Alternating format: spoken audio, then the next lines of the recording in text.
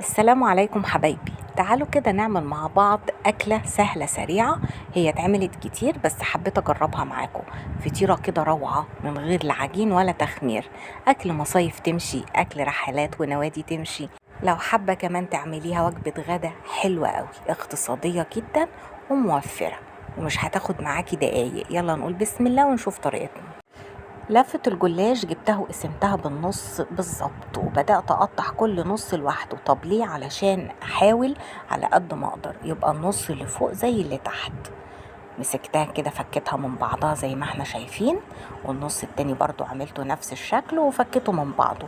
أصبح كده معايا أنا الاتنين قد بعض بالظبط. هتجيبي بقى الصينيه اللي انتي بتعملي فيها اللي بتاخد معاكي لفه جلاش، هتدهنيها وتبطنيها حلوه قوي بالسمنه البلدي زي ما احنا شايفين كده.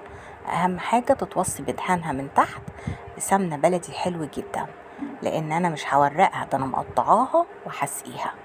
بدأت احط النص الاولاني تحت كويس وغطيته كله زي ما احنا شايفين. حطي الحشوة بقى اللي انتي حباها.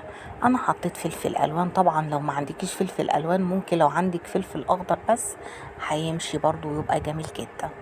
حطيت زيتون، حطيت بسطرمة، قطع بسطرمة.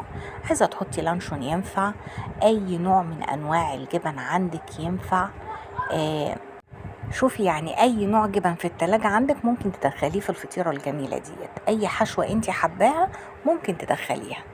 انا حطيت كده برضو شوية جبنة مبشورة، جبنة رومي، وبدأت احط الطبقة التانية اللي انا اسماها من فوق. اولا الفطيرة دي سهلة جدا يا جماعة، انا حبيت اجربها، انا شفتها كتير وقلت ايه ده، هما بيعملوا ايه؟ بس لما جربتها عجبتني وقلت لازم اعملها معاكم. جبت كوباية بقى من اللبن، حطيت فيها قطعتين من الزبدة ودفتهم على النار كده عشان الزبدة تسيح معايا. بعد كده حطيت معلقتين كبار من الزيت، يعني مقدار الكمية اللي انا هسقي بيها كوباية لبن عليها نص زبدة على زيت، عليها ملح وفلفل اسود وبيضة، وكمان حطيت نص معلقة من البيكنج باودر.